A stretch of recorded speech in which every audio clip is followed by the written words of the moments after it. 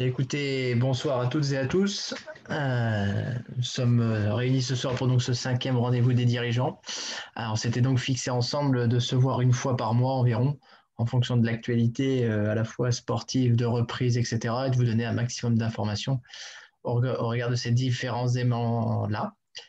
Écoutez, ce soir, l'idée c'est de vous faire un point un peu sur ce mois de mai qui a eu une activité un petit peu exponentielle, heureusement, on l'espère. On est quand même à une date clé, si je puis dire, puisque dès demain, le ministère des Sports a permis à un bon nombre de nos licenciés de pouvoir retrouver leur gymnase. Alors bien sûr, ça nécessitera un certain nombre d'organisations, d'ouverture des collectivités, mais en tout cas, on va le voir ce soir, on a quand même une phase d'ouverture qui est assez propice pour l'accueil de nos licenciés.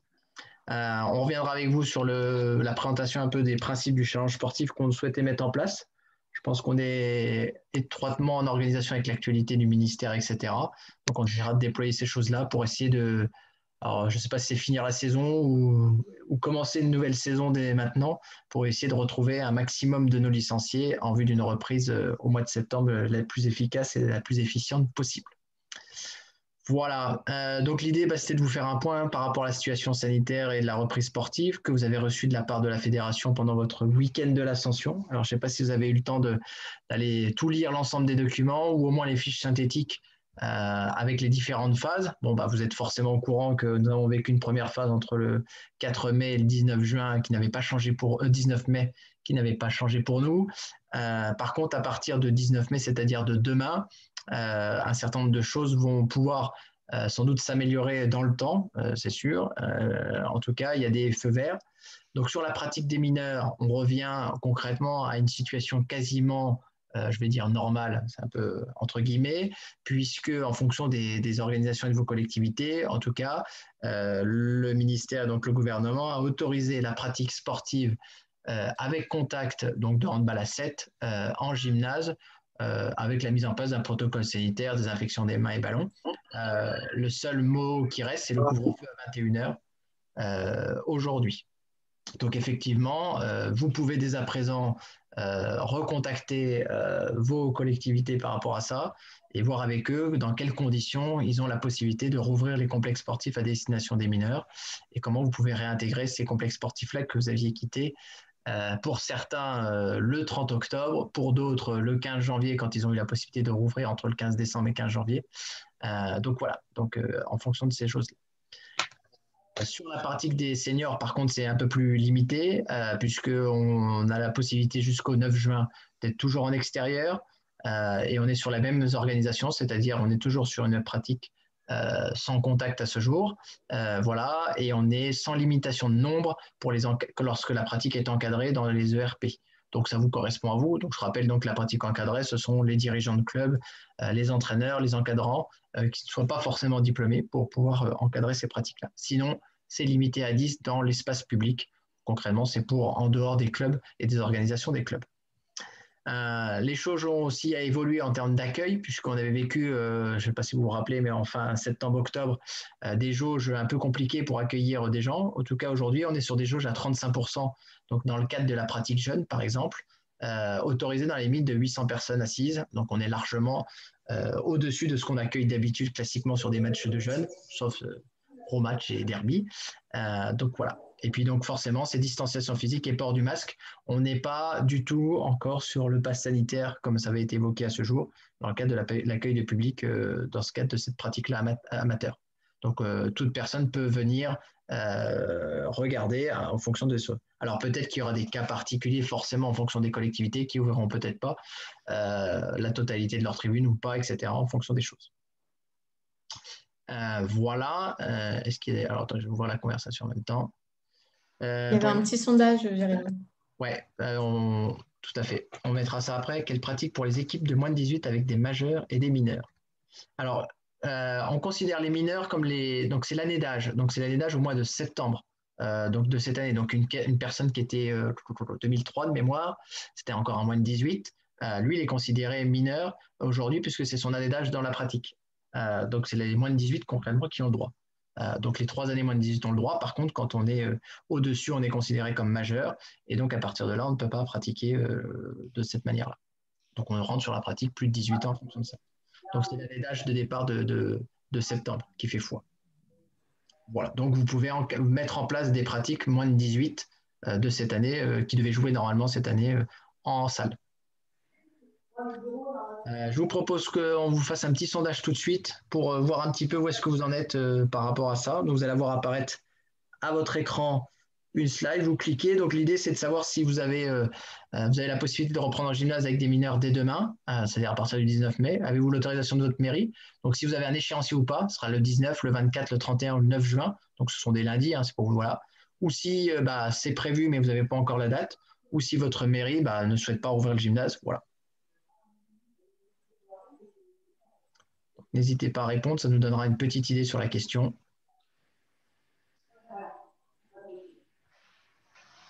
Donc il y a 62, il n'y aura pas 62 votants, mais on est à 43, 44 votes. Ça, je le vois, ouais. Alors, on a 75% des votants. Écoutez, ça a l'air positif au regard des personnes ce soir, puisque comme on a 77% des votants, on peut mettre. Tu mets fin? On a répondu. Ouais. Et tu partages les résultats. Voilà. Donc, comme vous pouvez le voir aujourd'hui, 80% des personnes présentes ouvriraient à partir du 19 mai.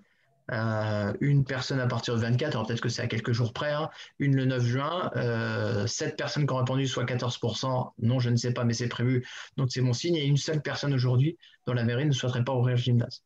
Donc c'est un aspect très positif aujourd'hui pour vous.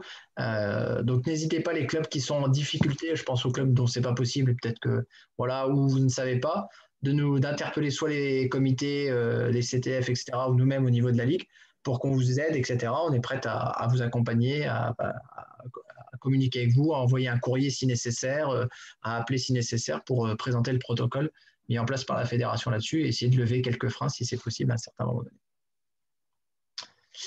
OK. Donc ensuite, on est au 9 juin. Donc, à partir du 9 juin, donc, ce qui change pour les mineurs, c'est que le couvre-feu est augmenté jusqu'à 23 heures. Alors là, ils auront le droit d'aller s'entraîner un peu plus tard en fonction des catégories, même si ce n'était pas souvent le cas dans l'année. Mais s'il y a des matchs en fin d'après-midi, par exemple, ça sera possible le samedi. Ce que j'ai oublié de dire aussi, c'est qu'à partir du 19 mai, on a le droit au brassage pour les mineurs, puisqu'on a le droit aux rencontres sportives et aux compétitions pour les mineurs.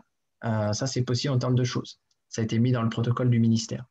Donc, à partir du 9 juin, donc après, sur la pratique adulte, donc là, il y a des changements. On est autorisé donc à rentrer dans les gymnases. Par contre, on est toujours sur une pratique sans contact. Donc, voilà, avec protocole sanitaire, couvre-feu à 23 heures. Par contre, si vous souhaitez faire du handball avec contact et du hand à 7, concrètement, il faut jouer toujours en extérieur. Donc, on aurait le droit au hand à 7 en extérieur et plutôt à du hand aménagé hand à 4 en intérieur pour les plus de 18, avec une jauge qui augmente forcément, mais ça ne nous concerne pas forcément, ça concerne plutôt le haut niveau, etc. 65% dans la limite de 5000 personnes.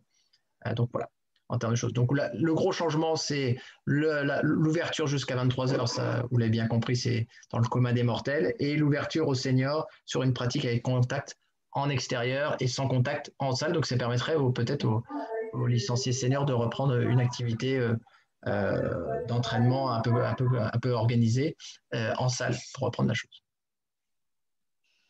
Et puis ensuite, la dernière slide, effectivement, c'est l'ouverture au 30 juin. Au 30 juin, on revient dans une pratique totalement, je dirais, normale. Je ne sais pas si c'est pas au-delà de ça, mais l'idée, c'est de mettre en place la pratique à la fois en jeunes et en adultes dans les gymnases, avec contact, etc., tout en respectant une sorte de protocole, désinfection, mains, ballons, etc. Mais on revient sur un protocole plutôt classique en termes de choses.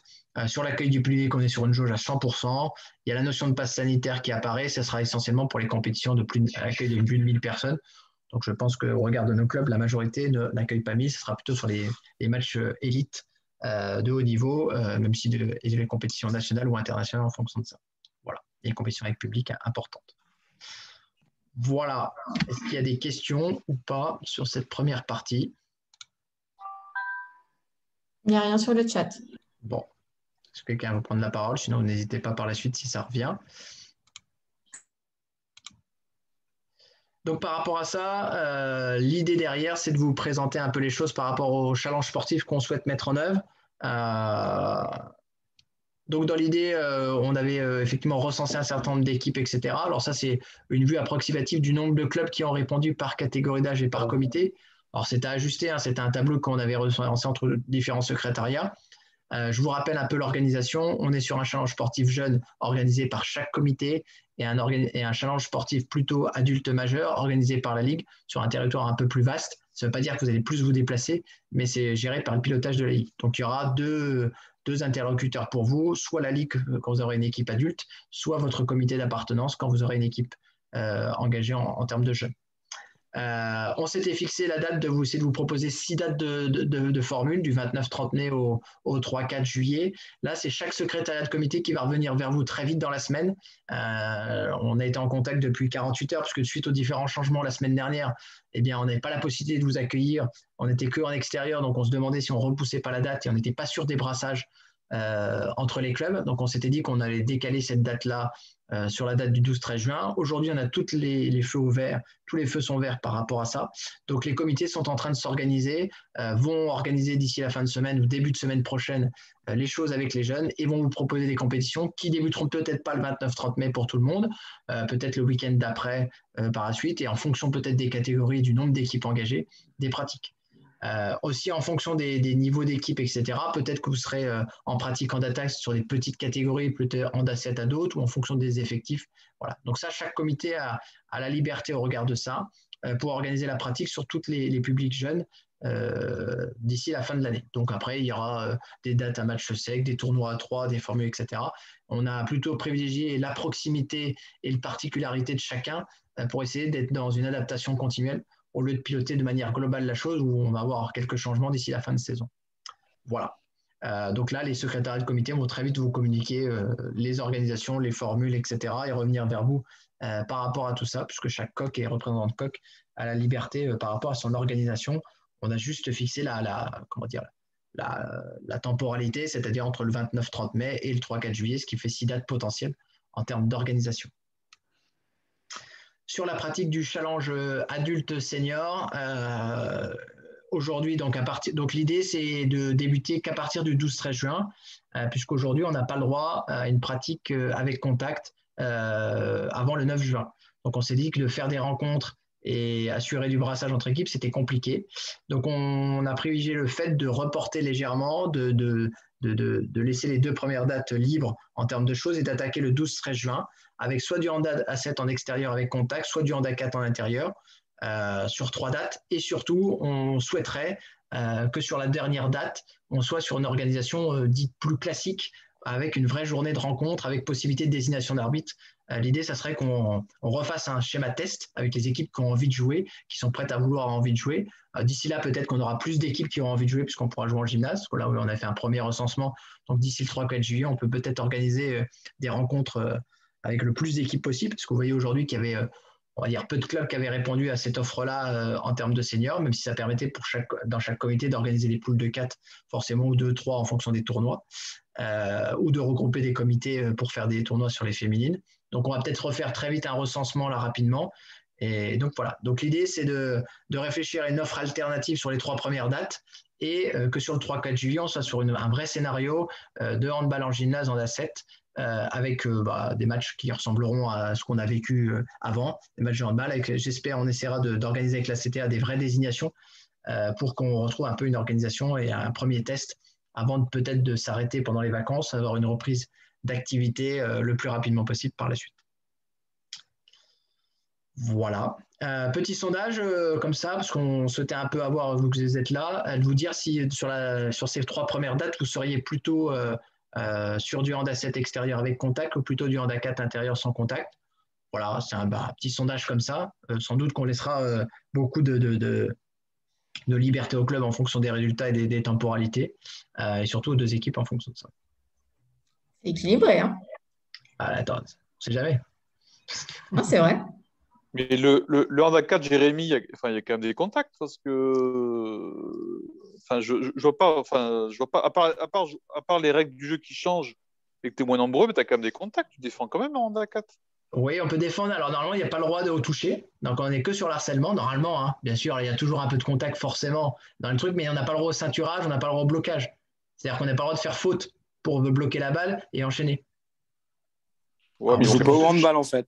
ils vont quand même se toucher, quoi. C'est ça, je trouve un peu bizarre dans la oui, distinction. c'est toute quoi. la subtilité des choses.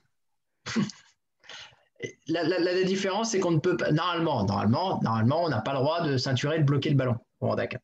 Concrètement, quand on est sans contact. C'est ça la grosse différence. C'est-à-dire que le ceinturage ou le blocage est interdit. Alors après, si le joueur il le fait, normalement, il y a protocole sanitaire, on redésinfecte tout le monde en termes de choses. Mais forcément, il y a toujours des joueurs qui poussent, qui vont légèrement se toucher, ou etc. Mais l'idée, c'est qu'il n'y ait pas de contact fort par rapport à ça. Contrairement avec contact, où là, on joue sur des règles normales. En fait, la vision qu'ils en ont, le ministère, c'est que c'est notre sport élite au niveau international. Concrètement, ils n'ont pas de niveau amateur par rapport à ça. Donc voilà.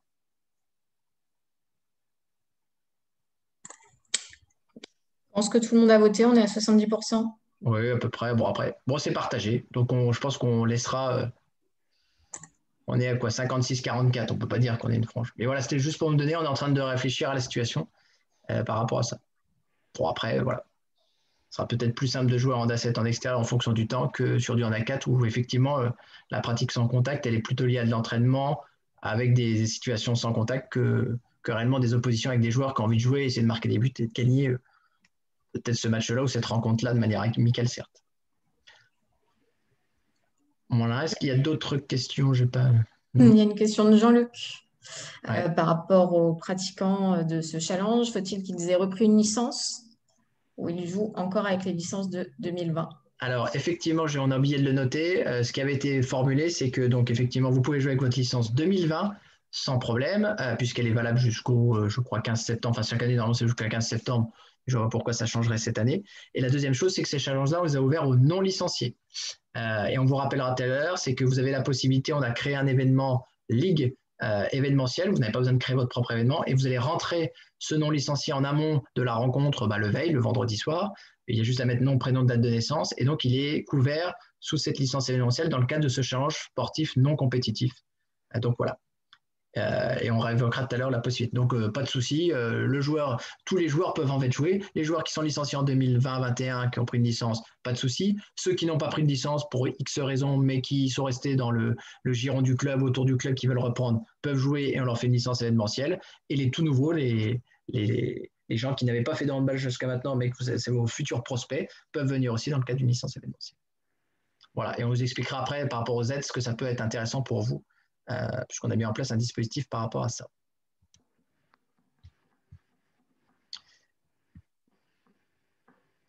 Est-ce qu'il y a d'autres questions sur ce challenge-là? Donc très concrètement, pour vous donner les échéances, les comités vont très vite revenir vers vous sur la partie sportive sur les jeunes. Et sur la partie adulte, là, on va organiser les choses d'ici la fin de semaine prochaine pour vous envoyer au moins les premières organisations. On va fonctionner sans doute sous forme de dates secs, avec des matchs secs et des organisations à chaque date, comme un peu des tours de coupe, si je puis dire, même si la notion de coupe, il y a une notion de compétition. Mais l'idée, c'est à la première date, on fait un premier tour avec des matchs. Là, on vous propose un deuxième match à la deuxième, puis à la troisième, puis à la quatrième, pour essayer de jouer d'autres équipes, etc. en fonction. Et s'il y a d'autres équipes qui sont intégrées au fur et à mesure du mois de juin, eh bien, on peut les intégrer et ajouter un nombre de matchs supplémentaires au fur et à mesure en fonction des arrivées des clubs sur la partie senior. Après, sur la partie jeune, ça sera forcément plus particulier en fonction du nombre d'équipes engagées, du nombre de dates que j'ai, du nombre d'équipes, celles qui veulent jouer en DA 4, plutôt d'autres en DA 7, parce qu'en fonction des effectifs, etc. Et effectivement, pas besoin de certificat médical pour la licence événementielle. Vous avez juste à avoir les données suivantes, nom, prénom, date de naissance, et il faut mettre un code postal et une ville pour pouvoir rentrer à la licence événementielle. Donc concrètement, le soir même, c'est facile de la rentrer. En plus, on a facilité la démarche parce qu'on a créé un événement ligue. J'irai vous montrer tout à l'heure où est-ce que c'est exactement pour pouvoir la rentrer. Ça sera plus simple dans le G-Stand. Ça vous évite d'avoir à demander un événement pour pouvoir le faire. Point sur la reprise administrative. Effectivement, vous avez reçu des mails de la fédération. Donc, pour information, mais vous avez rendu compte, la saison administrative s'est finie un mois plus tôt cette année, puisqu'elle a fini le 30 avril, qu'on a basculé au 1er mai dans la saison 2021-2022, concrètement en termes d'organisation. Alors, attends, serait-on sur des temps de jeu et des règles classiques? Non, effectivement, en fonction des pratiques qui seront organisées, on est en train de travailler sur les temps de jeu. On va plutôt être sur des formules de matchs amicaux Alors, ça n'est pas ça, c'est du hand à 7, par exemple, je ne sais pas, des quarts d'heure ou des 20 minutes, 3 fois 20 minutes, 3 fois, 4 fois 15 minutes, etc. pour répondre à ça. Plutôt jouer sur des temps plus. Puis vous aurez liberté, puisqu'on sera sur des challenges amicaux, vous pourrez vous mettre d'accord entre les deux clubs. En gros, la Ligue, nous, sur ce challenge sportif, on va organiser les choses. On va mettre en opposition des équipes. Au lieu que ce soit vous qui appeliez le club d'à côté pour aller jouer, on va vous mettre en organisation par rapport à ça. Mais ensuite, le jour même, vous pouvez décider vous-même. Si vous n'avez que 7 joueurs de chaque côté, peut-être que vous allez faire que 2 fois 20 minutes au lieu de faire 3 fois 20 ou 2 fois 30. C'est à vous, en termes d'organisation, de voir les choses en fonction des niveaux. Vous pourrez, même si vous avez envie, de vous prêter des joueurs sur les niveaux jeunes en particulier, il n'y aura pas de souci. Si une équipe vient à 4 et que vous êtes 12, on peut peut-être trouver une solution pour que tout le monde joue à un certain moment donné. Donc, sur le point de la reprise administrative, effectivement, aujourd'hui, vous avez reçu un certain nombre de choses. Donc, la saison a repris. Vous avez basculé dans Gestand. Donc, vous avez vu que vous pouvez toujours aller sur la saison d'avant, mais vous êtes automatiquement mis sur la saison 2021-2022. Donc, par rapport à la Ligue aujourd'hui, on a lancé la campagne des affiliations aujourd'hui. Donc, quelques modifications à partir de cette année par rapport à la prise de licence, etc. Déjà, il faut que, alors ça, c'était déjà le cas avant, que vous affiliez votre club. Pour ça, vous avez reçu de la part de Francine Lebourg la fiche tarif avec un certain nombre de documents par rapport à ça, qu'on expliquera. Où dedans, vous avez donc à remplir la fiche et d'envoyer soit par chèque le règlement de votre affiliation à Saran et non pas à Vernouillet, ou par virement bancaire sur le compte de la Ligue par rapport à ça. Et puis, on vous mettra le RIB en téléchargement si vous souhaitez le faire dans ça. Voilà. Donc là, on est sur quelque chose de très classique. Les tarifs restent inchangés au regard de la part affiliation par rapport à la saison dernière. Par contre, ce qu'il faut que vous fassiez, alors certains clubs l'avaient déjà fait, c'était mis en ordre de marche par rapport à ça, il faut que vous alliez dans Gestand. Donc pour ça, je vais vous montrer très rapidement, mais la plupart le savent. Donc vous rentrez dans Gestand sur votre Gestand classique. Donc vous arrivez bien ici, vous voyez, à la saison 2021-2022. Je suis bien partagé là sur Gestand, c'est bon? Non. Ouais, c'est bon. Donc voilà, vous allez dans administratif ici, mon club. Voilà, et vous allez sur le côté ici, organes. Non, oui, c'est ça, organes. Alors, il y en a plein, mais en fonction du club, vous devez rentrer à minima président, trésorier et secrétaire général. Voilà, donc là, il suffit en haut à droite d'ajouter l'organe que vous voulez. Donc, si je fais un ajouter membre, vous voyez, vous mettez l'organe si c'est un bureau directeur, conseil d'administration, sa fonction ici présente, donc il y a toutes les fonctions, le nom et prénom. Et les personnes, vous allez les retrouver dans la base, et les personnes ne sont pas obligées d'être encore licenciées. La date du début du mandat, alors soit vous mettez à la date de l'inscription, ou soit quand il est élu lors de la dernière assemblée générale. Donc voilà, et vous remplissez tout ça en termes d'organisation. Voilà, et vous rentrez à minima trésorier, secrétaire général et trésorier dans cette fonction. Si vous voulez en mettre plein d'autres, vous avez le droit d'en mettre d'autres en fonction de ça. Voilà. Et sur l'onglet Mon club, donc sur les tarifs, donc on vous a demandé, la fédération vous a demandé cette année une particularité, c'est de mettre vos tarifs. Donc pour cela, alors là c'est tout nouveau, c'est un onglet qui apparaît ici, vous voyez, donc vous étiez toujours dans administratif, Mon club, et donc vous apparaissez sur la même chose, et il y a ce nouveau onglet qui apparaît tarifs, qui n'apparaissait pas du tout avant, et donc là apparaît la possibilité, donc là vous avez la fédération qui a rentré ses tarifs, la Ligue, je vous expliquerai après, et chaque comité, normalement, ce jour l'a fait en termes d'organisation. Et là, vous pouvez vous rentrer, vous avez 2 lignes ici potentielles pour rentrer vos licences en création ou vos licences en renouvellement. Vous cliquez à chaque fois sur le petit ici, et puis vous pouvez modifier. Vous voyez que si vous rentrez un tarif, il peut être changé. Voilà. Donc, s'il y a défaut aujourd'hui, vous ne savez pas encore, vous n'avez pas encore appliqué votre politique tarifaire, que vous n'êtes pas encore réunis, etc., que vous ne savez pas trop en termes d'organisation ou pas, vous pouvez toujours les modifier par la suite ou mettre à défaut 0 € dans un premier temps.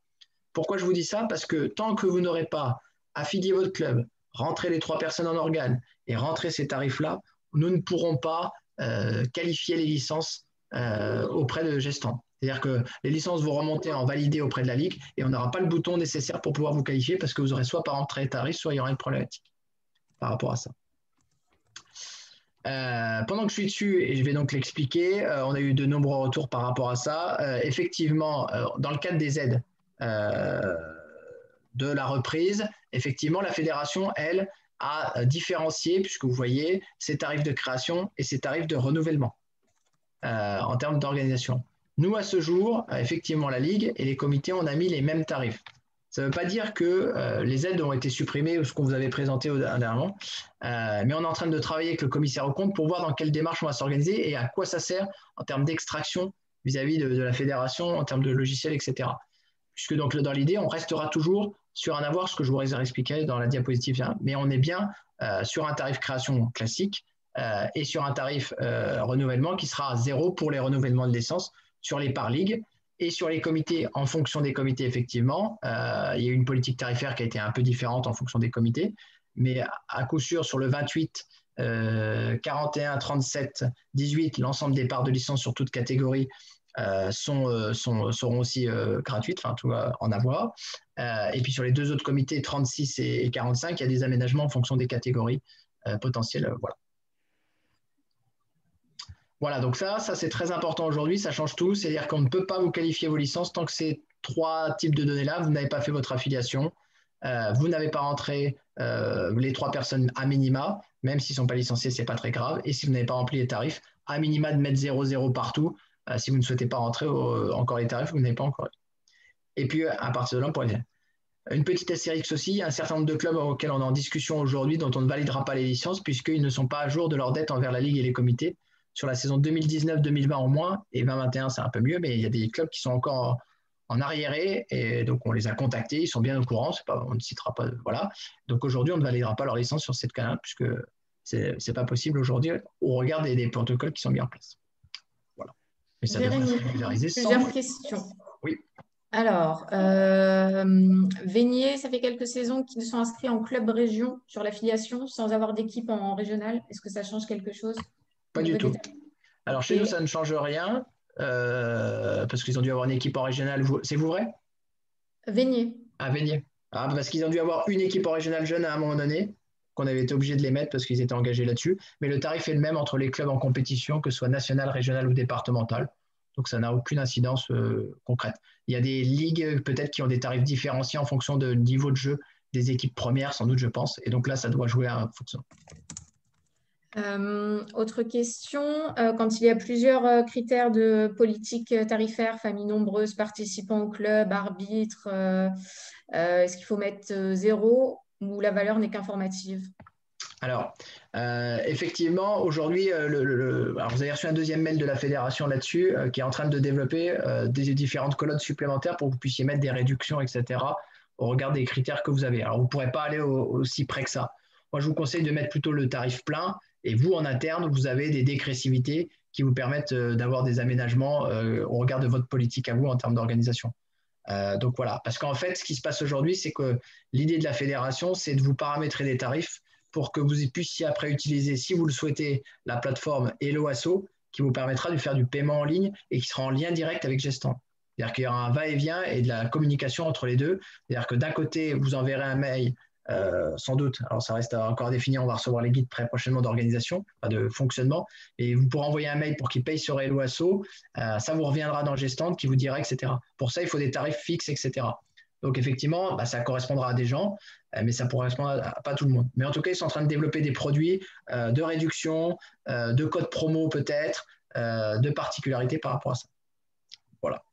Mais vous ne pourrez sans doute pas faire tout ce que vous faites sans doute de manière très, très précise ou très individualisée en fonction de tout ce que vous mettez en place, sans doute. J'ai répondu dans le chat, mais je me suis trompée dans ma question, dans ma réponse. Le total des colonnes doit être le prix payé par le licencié et pas… par le club, oui, en particulier par le licencié par la suite. C'est ce qu'on facture au club. Donc effectivement, par contre, sur la partie création, oui. Sur la partie renouvellement, on va expliquer comment on souhaite faire pour la notion d'aide de la reprise.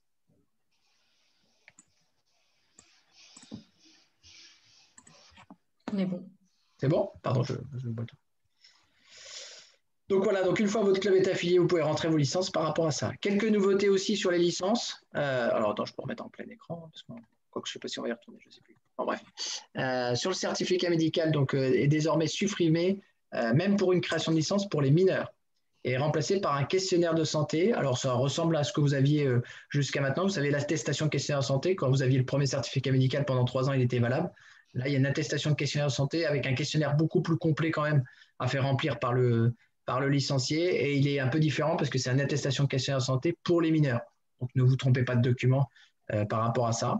On est en train de vérifier pour les majeurs, puisque effectivement, ce qui se passe, c'est sur l'année d'âge où les joueurs arrivent en catégorie senior et donc forcément jouent. Et pour certains qui sont nés avant le 31 août, qui prennent leur licence, ils sont majeurs. Et pour ceux qui sont nés entre le 31 août et le 31 décembre, ils sont mineurs. On pense qu'on sera dans les règlements généraux de manière classique, c'est-à-dire que c'est l'année d'âge et l'année civile qui comptent en termes de choses pour l'organisation de ces certificats médicaux. Mais ça reste à prouver à confirmer par la fédération par rapport à ça. Mais je ne vois pas pourquoi on devrait changer une chose qui fonctionne aujourd'hui. Peut-être que si je clique dessus, on le voit. Il faut que je sois en plein.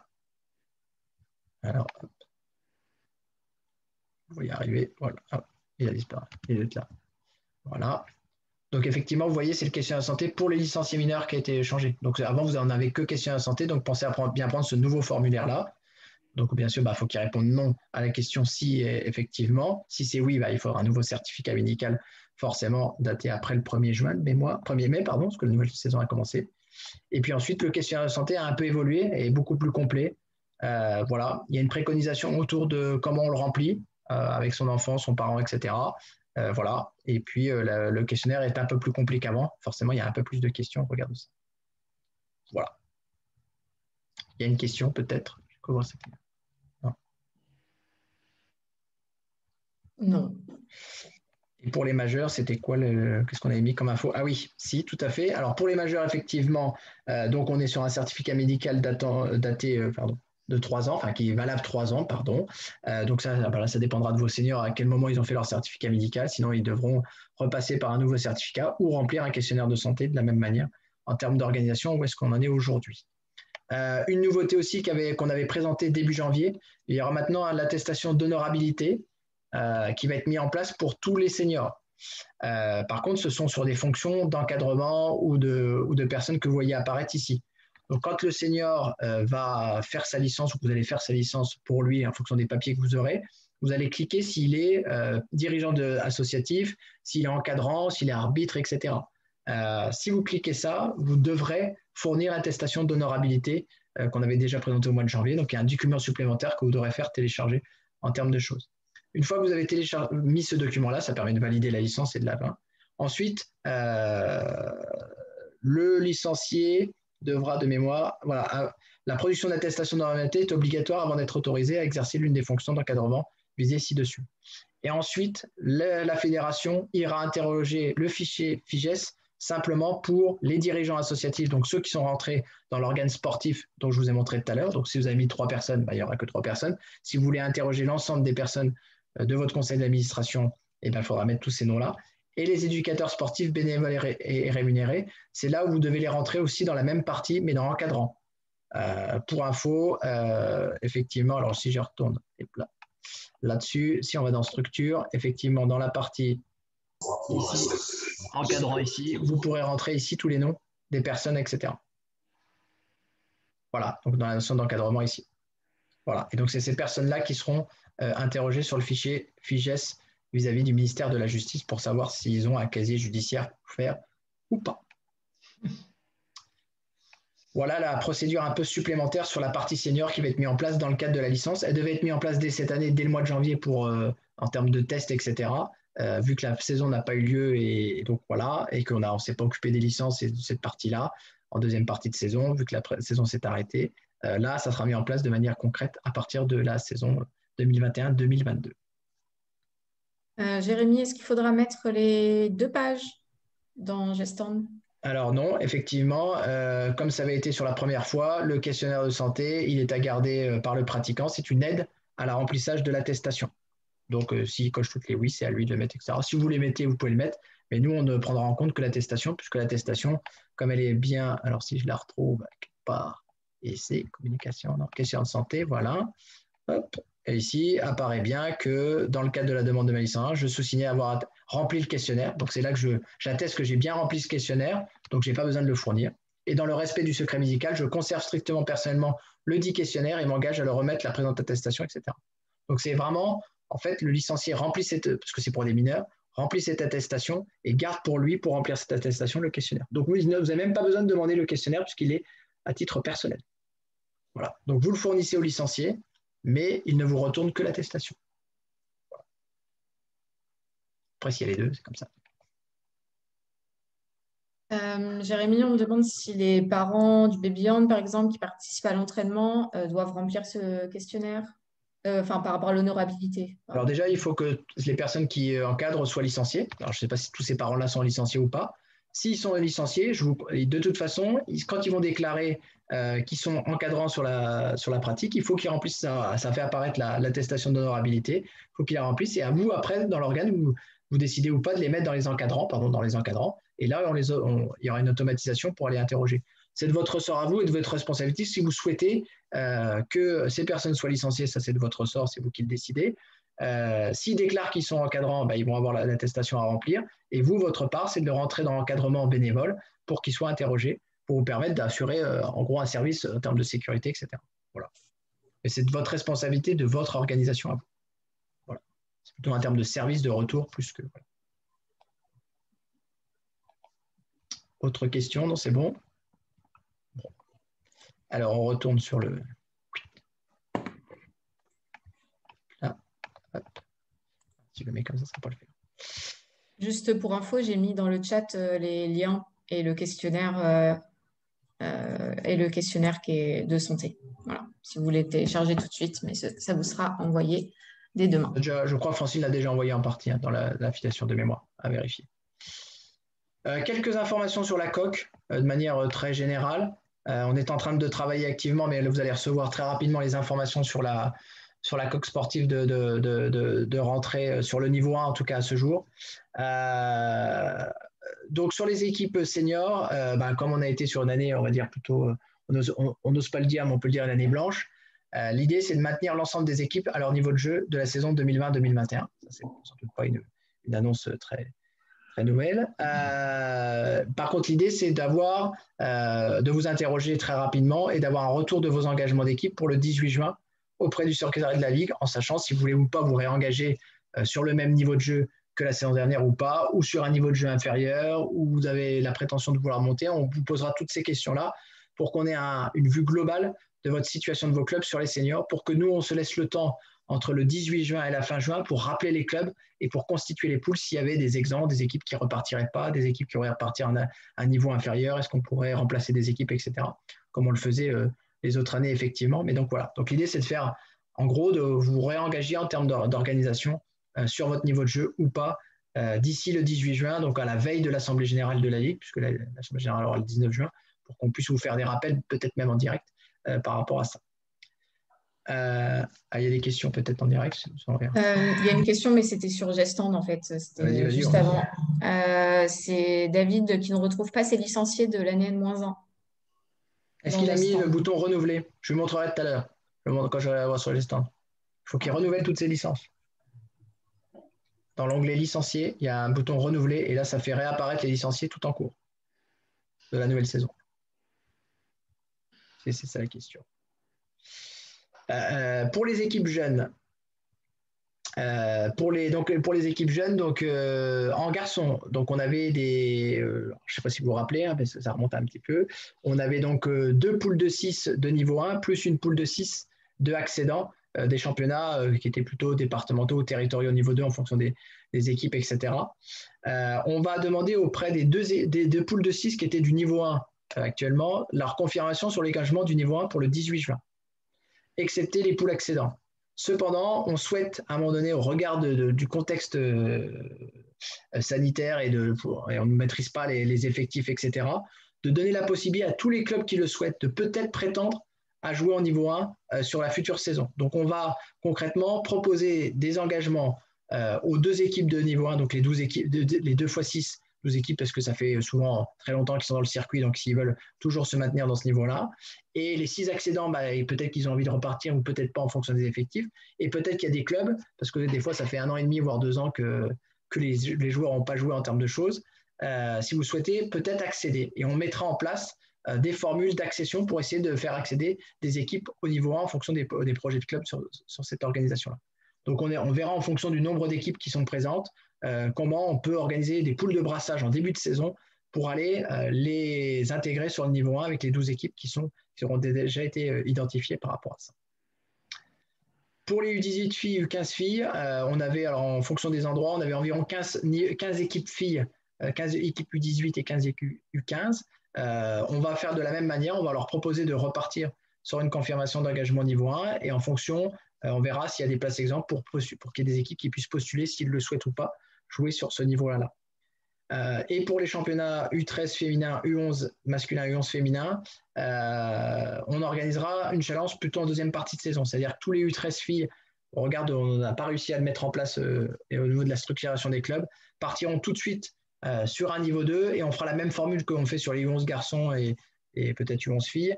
C'est en deuxième partie de saison, on identifiera 5-6 dates où les meilleures équipes issues des comités joueront sur quelques dates pour s'organiser entre janvier et juin en termes de choses pour s'aguerrir, pour essayer de se préparer au mieux au niveau plus haut, etc. en termes de choses. Voilà. Comme c'est le cas surtout sur les U11 garçons, enfin c'était le cas sur les U12 à l'époque, en termes de garçons, il y avait les meilleures équipes et on fait un challenge deuxième partie de saison, souvent à partir de janvier, en termes d'organisation par rapport à ça. Les questions.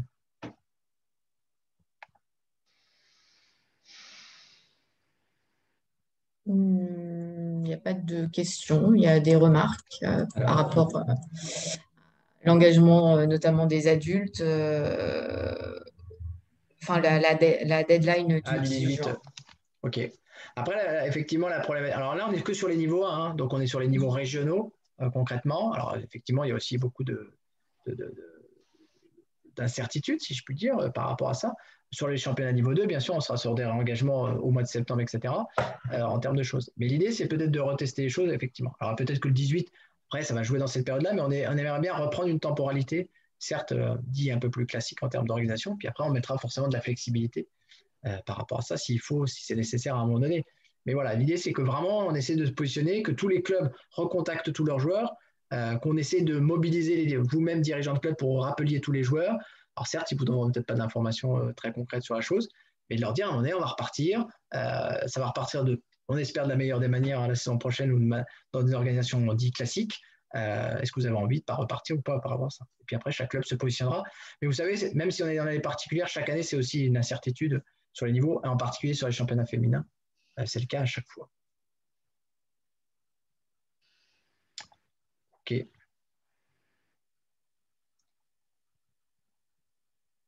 J'ai trouvé le bouton. Voilà, donc on est bien sûr que sur le niveau 1, concrètement, sur les équipes qui veulent jouer à un niveau intéressant. Donc, c'est-à-dire que peut-être que les 12 équipes et qu'il n'y aura pas volonté d'accédant, on va. Mais on se donne la possibilité aux équipes qui ont envie de jouer à un niveau 1 et de vraiment performer, d'être prêtes et de pouvoir les faire commencer au plus tôt possible en termes d'organisation. Bien sûr, après, on aura une adaptabilité sur tout le niveau 2 et qui représente dans les catégories d'âge jeunes, je vais dire, 75% des équipes par catégorie par rapport à ça. Et là, on sera sur quelque chose qui sera plus dans le temps à partir de septembre, etc., en termes d'organisation.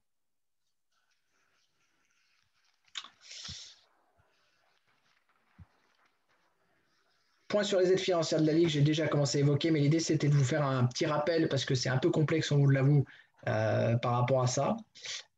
Vous allez, alors déjà sur la clôture de la saison 2020-2021, vous allez recevoir prochainement une facture, je suis désolé, mais c'est comme ça, du solde de vos licences 2020-2021. En effet, vous avez payé au mois de novembre-décembre, en fonction des clubs, peut-être en janvier en fonction du paiement, etc. Mais vous avez reçu une facture, en tout cas en novembre-décembre, de 50% des licences sur le chiffre de l'année d'avant. Suite à cela, on avait fait une régularisation pour les clubs qui avaient une trop grande différence de licence, pour qu'ils n'aient pas à payer cette grande différence-là, et donc on avait fait un avoir qui réduisait cette facturation-là. Donc là, on va avoir à payer normalement les 50 autres pourcents. Alors, c'est sans doute pas 50, puisque peut-être qu'on a moins de licenciés que la saison d'avant, mais en tout cas, ça va correspondre à un certain chiffre. Et donc, il faudra régler cette facture-là par rapport à ça, puisqu'il n'y a aucune aide qui est prévue cette année sur les licences 2020-2021. Donc, on clôture la saison. Donc là, il va y avoir un appel par rapport à ça.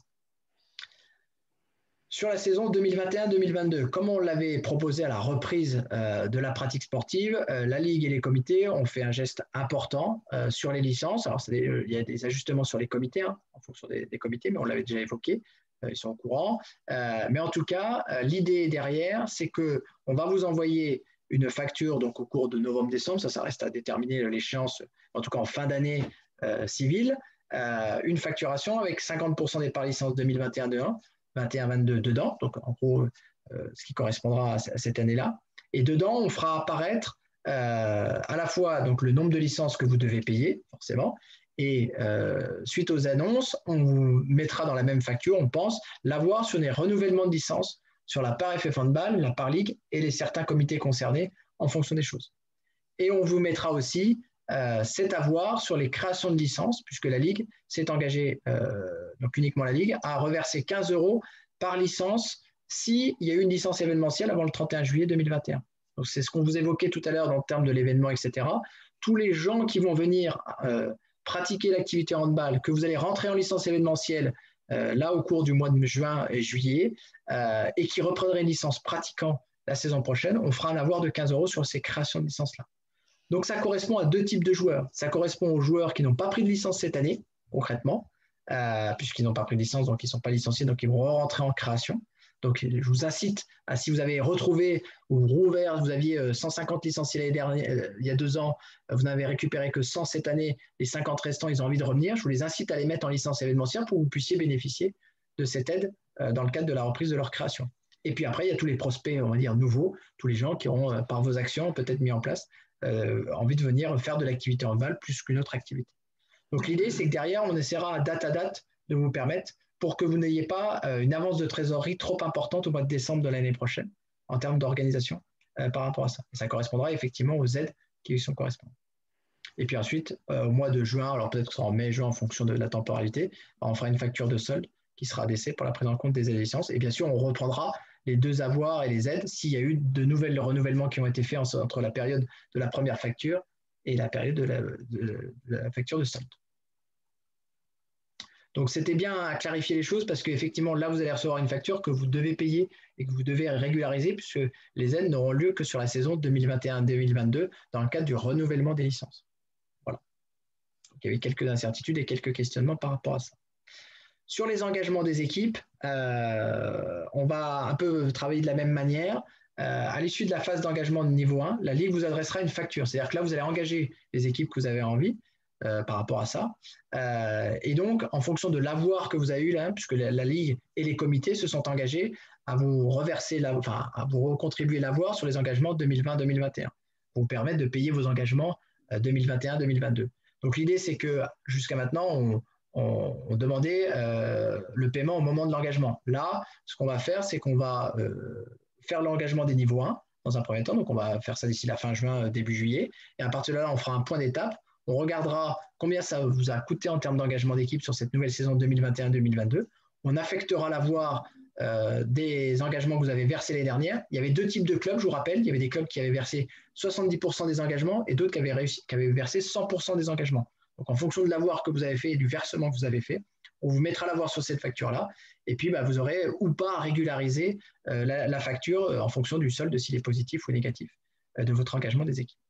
Voilà. Et puis sur les engagements niveau 2, on reviendra vers vous, mais l'idée, c'est d'utiliser la même démarche puisque vous avez payé les comités de la même manière ou pas la saison dernière. Chaque comité avait une stratégie différente. Donc là, on reverra avec les comités sur la stratégie sur le niveau 2, comment on s'organise pour vous faire bénéficier de cet avoir-là, puisqu'il y a des clubs qui ont payé dans certains comités, d'autres qui n'ont payé qu'une petite partie, d'autres qui n'ont pas payé. Donc on verra quelle adaptation on met en place au cas particulier pour vous faire bénéficier de cet avoir sur les engagements niveau 2.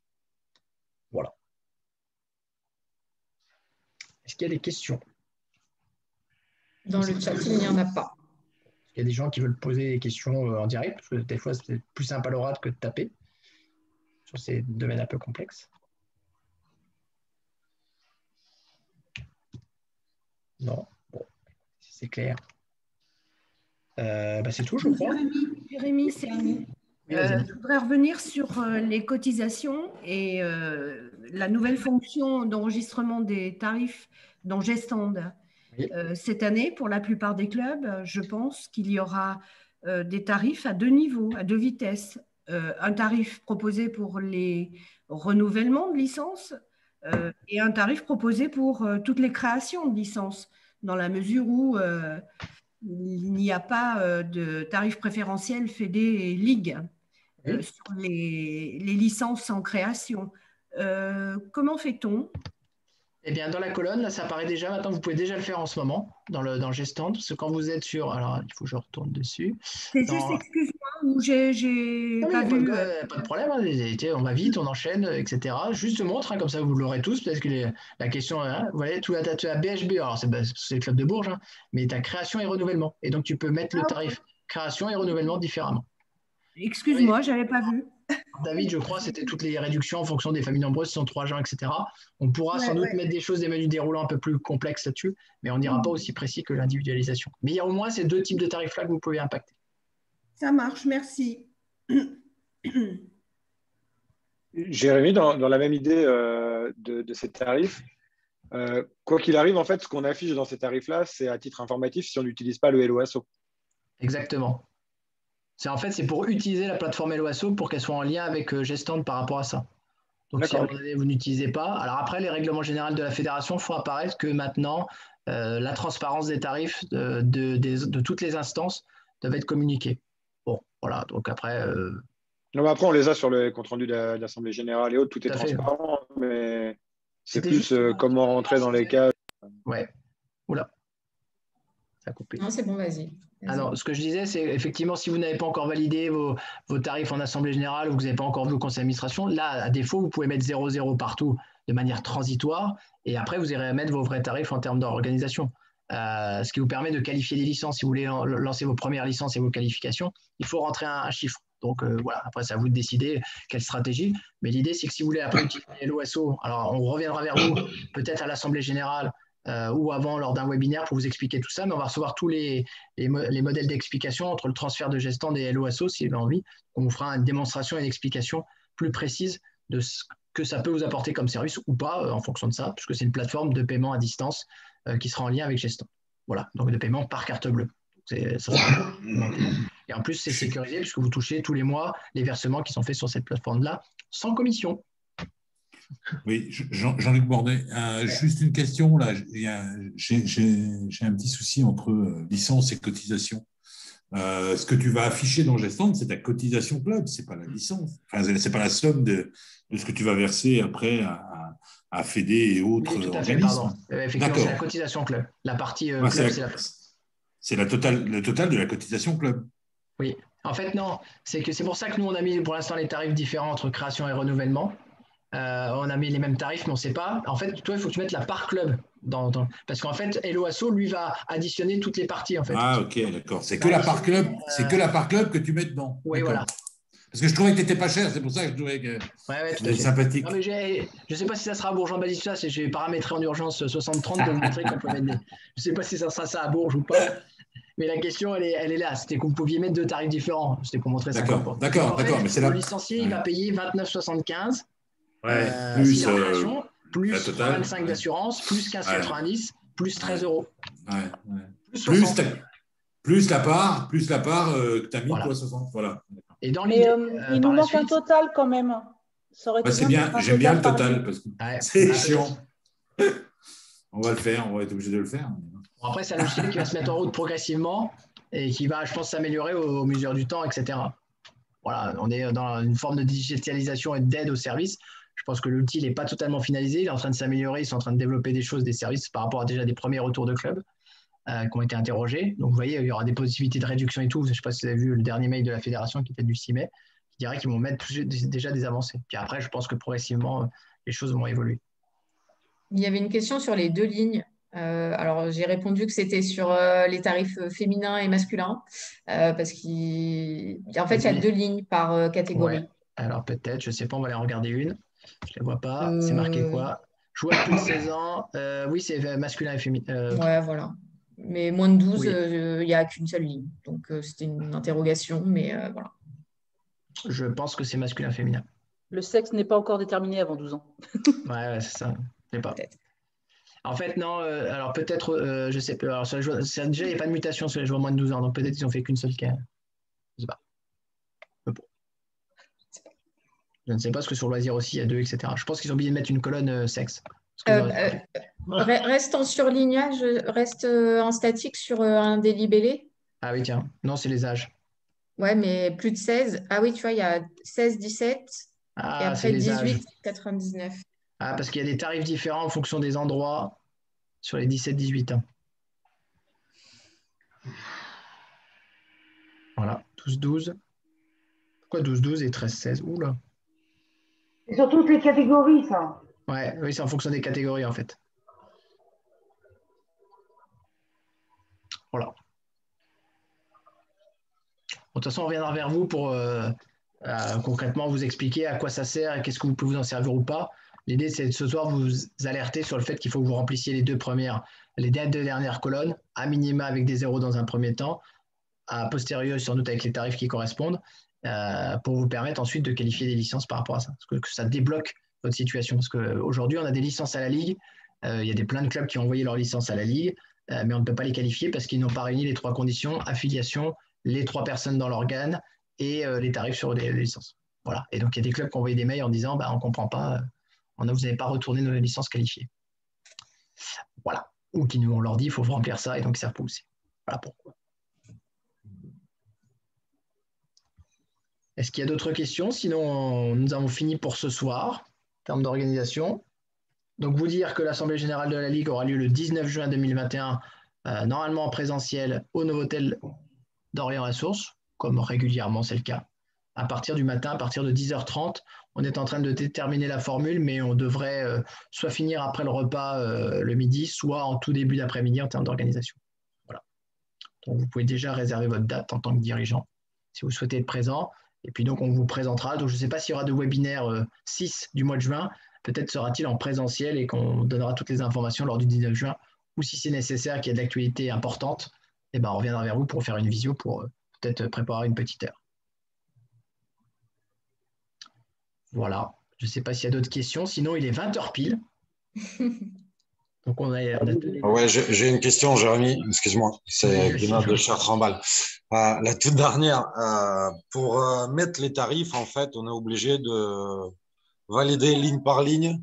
Oui, ça, hein? Oui, ça prend un peu de temps, oui, je t'avoue. Ça prend un peu de temps, d'accord. Voilà, oui, ligne par ligne. Désolé. Ça marche. Parce qu'à chaque fois, tu es obligé de cliquer sur le petit crayon et tu mets tes tarifs et tu es obligé de cliquer sur la petite flèche validée à chaque fois pour que ça l'enregistre. Voilà. Et vous êtes obligé de reprendre le petit crayon, tac, de mettre les 2 tarifs. Alors, j'ai mis ça à 1 et de valider. Voilà. Merci. Bon, bah écoutez, sinon, comme d'habitude, on reste à votre disposition derrière. La webinaire est enregistrée. On vous envoie dès demain l'ensemble des documents, le PowerPoint, le lien vers la vidéo et tous les documents afférents. On reste bien sûr à votre disposition, les salariés de la Ligue et des comités, pour répondre à toutes ces questions en vue de la reprise. On espère vous revoir dans le cadre du challenge sportif au mois de juin, au moins un minimum, en tant que les jeunes et les adultes. Voilà. Et puis, d'ici là, portez-vous bien. Et puis, retrouvez vos gymnases, je l'espère, le plus rapidement possible. Voilà, merci à vous, bonne soirée à vous et à très bientôt. Salut. Bonne soirée. Bonne soirée. Merci. Merci, Merci, au revoir. Au revoir tout le monde.